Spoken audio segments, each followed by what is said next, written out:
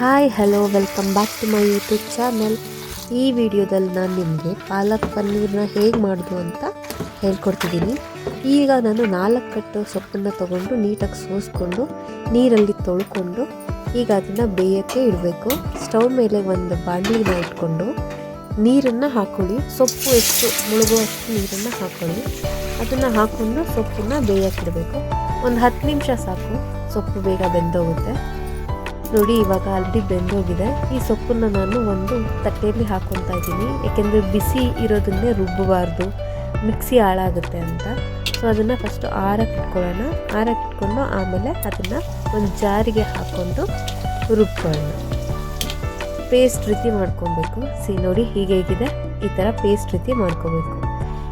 ಇವಾಗ ನಾನು ಒಂದು ಬಾಣಲಿನ ಇಟ್ಕೊತಾ ಇದ್ದೀನಿ. ಅದಕ್ಕೆ ಎಣ್ಣೆ ಹಾಕ್ಕೊಂಡು 1 ಸ್ಪೂನಷ್ಟು ಜೀರಿಗೆನ ಹಾಕ್ಕೊಂಡೆ. ಇದನ್ನ ಲೋ ಫ್ಲೇಮಲ್ಲೇ ಬೇಯಿಸ್ಕೊಳ್ಳಿ. ಆದಷ್ಟು ನಾವು ಅಡುಗೆನ ಲೋ ಫ್ಲೇಮಲ್ಲಿ ಮಾಡಿದಷ್ಟು ಒಳ್ಳೆಯದು. ಇವಾಗ ಒಂದು 2 ಚಕ್ಕೆನ ಹಾಕ್ಕೊಂಡೆ. 2 ಚಕ್ಕೆನ ಹಾಕ್ಕೊಂಡು ಬೇಯಿಸ್ಕೊಳ್ಳೋಣ. ಒಂದು 6 ಲವಂಗ,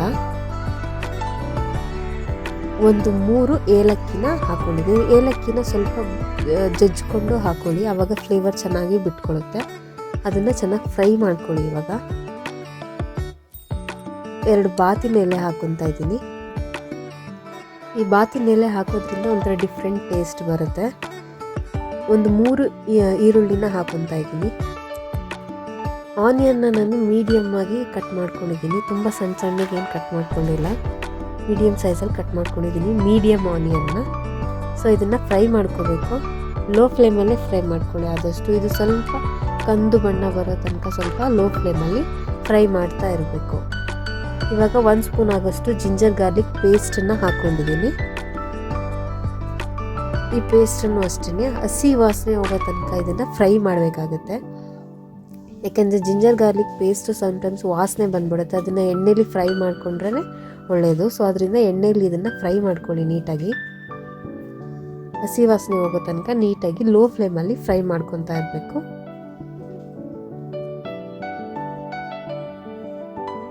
ಇವಾಗ ಒಂದು 3 ಟೊಮೆಟೊ ಹಾಕ್ಕೊತಾ ಇದ್ದೀನಿ. ಮೀಡಿಯಮ್ ಸೈಜ್ದು ಟೊಮೆಟೊನ ಕಟ್ ಮಾಡಿಕೊಂಡು ಹಾಕ್ಕೊತಾ ಇದ್ದೀನಿ. ಇದನ್ನು ಅಷ್ಟೇ ಲೋ ಫ್ಲೇಮಲ್ಲಿ ಫ್ರೈ ಮಾಡ್ಕೊಬೇಕು. ಟೊಮೆಟೊ ಬೇಗ ಬೇಯಲ್ಲ ಯೂಶಲಿ, ಅದಕ್ಕೆ ಸ್ವಲ್ಪ ಉಪ್ಪನ್ನು ಸೇರಿಸ್ಕೊಂಡು ಬೇಯಿಸ್ಕೊಬೇಕು. ಆವಾಗ ಚೆನ್ನಾಗಿ ಬೇಗ ಬೆಂದೋಗುತ್ತೆ. ಅದಕ್ಕೆ ನಾನು ಉಪ್ಪು ಹಾಕ್ಕೊತಾ ಇದ್ದೀನಿ. ಇವಾಗ ಸ್ವಲ್ಪ ಬೇಗ ಬೇಯುತ್ತೆ. ಇವಾಗ ಚೆನ್ನಾಗಿ ಫ್ರೈ ಮಾಡ್ಕೊಳ್ಳೋಣ.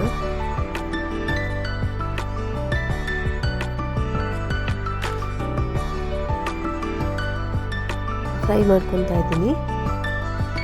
ಇದನ್ನು ಲೋ ಫ್ಲೇಮಲ್ಲೇ ಮಾಡ್ಕೊಳ್ಳಿ, ಏನು ಅರ್ಜೆಂಟ್ ಇಲ್ಲ, ನಿಧಾನಕ್ಕೆ ಆಗುತ್ತೆ. ಇದು ಚೆನ್ನಾಗಿ ಫ್ರೈ ಆಗಬೇಕು. ಟೊಮೊಟೊ ಸಿಗಬಾರ್ದು, ಅದು ದಪ್ಪಕ್ಕೆ ಸ್ವಲ್ಪ ಚೆನ್ನಾಗಿ ಫ್ರೈ ಆಗಬೇಕದು. ಆ ಥರ ಫ್ರೈ ಮಾಡ್ಕೊಬೇಕು.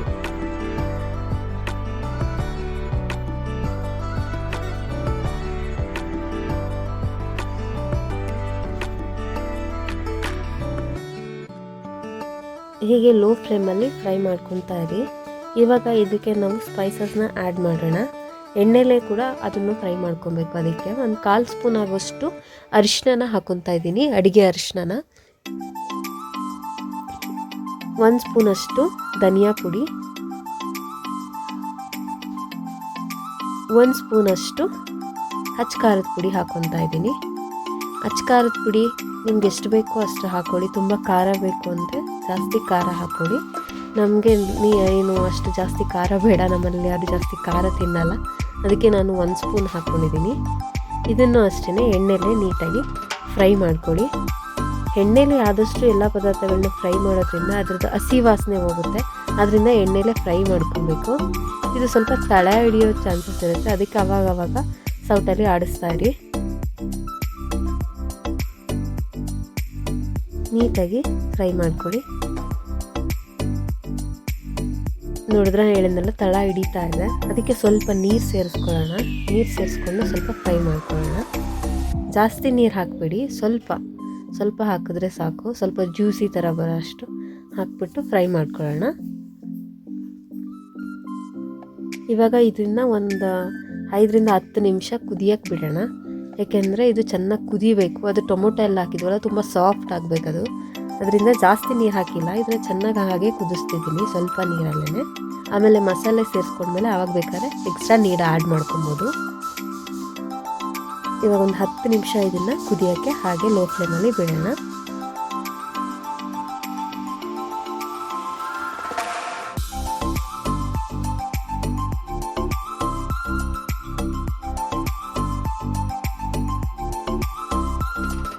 ಡ್ರೈ ಆಗಿದೆ, ನೀರು ಸ್ವಲ್ಪ ಎಲ್ಲ ಡ್ರೈ ಆಗಿದೆ.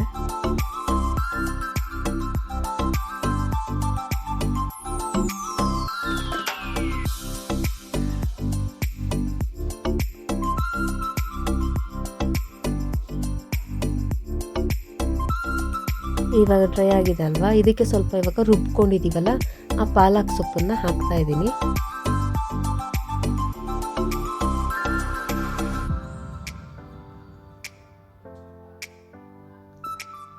ಇವಾಗ ಪಾಲಕ್ ಸೊಪ್ಪನ್ನು ಹಾಕಿದ ಮೇಲೂ ಅಷ್ಟೇ ಇವಾಗ ಒಂದು 10ರಿಂದ 15 ನಿಮಿಷ ಇದನ್ನು ಕುದಿಸ್ಬೇಕು. ಏಕೆಂದರೆ ಪಾಲಕ್ ಸೊಪ್ಪು ಕೂಡ ಅದರದ್ದು ಹಸಿ ವಾಸನೆ ಇರುತ್ತಲ್ಲ, ಅದು ಕೂಡ ಹೋಗಬೇಕು, ಅದು ಚೆನ್ನಾಗಿ ಮಸಾಲೆ ಹಿಡಿಬೇಕು. ಆದ್ದರಿಂದ ನಾವು ಇದನ್ನು ಚೆನ್ನಾಗಿ ಕುದಿಸ್ಕೋಬೇಕಾಗತ್ತೆ. ಒಂದು 10ರಿಂದ 15 ನಿಮಿಷ ಇದನ್ನು ಲೋ ಫ್ಲೇಮಲ್ಲೇ ಕುದಿಯೋಕೆ ಇಡಬೇಕು. ಆವಾಗವಾಗ ತಳ ಆಡಿಸ್ತಾ ಇರಿ, ಯಾಕಂದರೆ ತಳ ಕಚ್ಕೊಂಡ್ಬಿಡುತ್ತೆ ಅದು. ಈಗ ಮಿಕ್ಸ್ ಮಾಡ್ಕೊತಾ ಇದ್ದೀನಿ.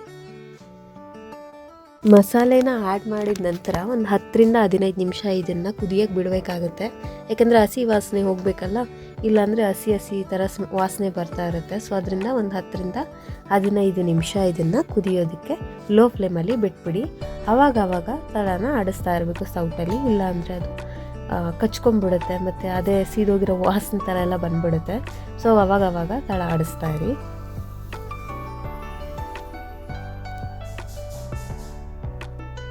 ಪಾಲಕ್ ಪನ್ನೀರು ನಿಮಗೆ ದೋಸೆ ಜೊತೆ, ಚಪಾತಿ ಜೊತೆ, ಪೂರಿ ಜೊತೆ, ಪರೋಟ ಜೊತೆ ಎಲ್ಲ ಚೆನ್ನಾಗಿರುತ್ತೆ. ಮಾರ್ನಿಂಗ್ ಟಿಫನ್ಗೆ ಆ್ಯಕ್ಚುಲಿ ಹೇಳಬೇಕಂದ್ರೆ ದೋಸೆಗೆ ಇದು ಚೆನ್ನಾಗಿರುತ್ತೆ. ನಾನೀಗ ದೋಸೆ ಮಾಡಿದ್ದೀನಿ, ಸೊ ಅದರಿಂದ ಪಾಲಕ್ ಪನ್ನೀರ್ ಮಾಡ್ತಾಯಿದ್ದೀನಿ.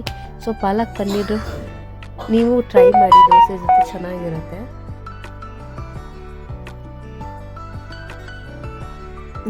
ಕುದಿ ಬರ್ತಾ ಇದೆ. ಇದು ಕುದ್ದು ಹೇಗೆ ಅಂದರೆ ಆಲ್ಮೋಸ್ಟ್ ಕಲರೇ ಚೇಂಜ್ ಆಗಿಬಿಡುತ್ತೆ ನೋಡಿ. ಇವಾಗ ನೋಡ್ಬೋದು ನೀವು ಕಲರ್ ಹೇಗೆ ಚೇಂಜ್ ಆಗಿದೆ ಅಂತ.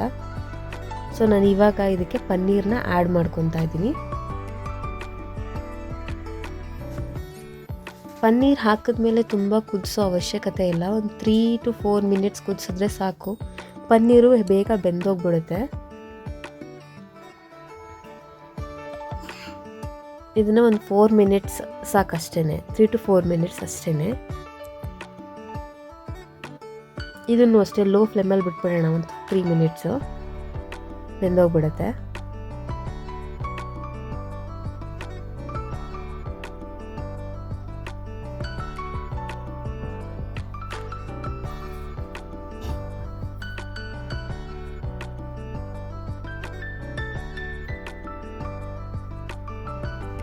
ಆಲ್ಮೋಸ್ಟ್ ಆಗಿದೆ. ಈಗ ನೀವೇ ನೋಡ್ಬೋದು ಆಲ್ಮೋಸ್ಟ್ ಆಗಿದೆ. ಇದು ಪನ್ನೀರ್ ಕೂಡ ಬೆಂದಿದೆ.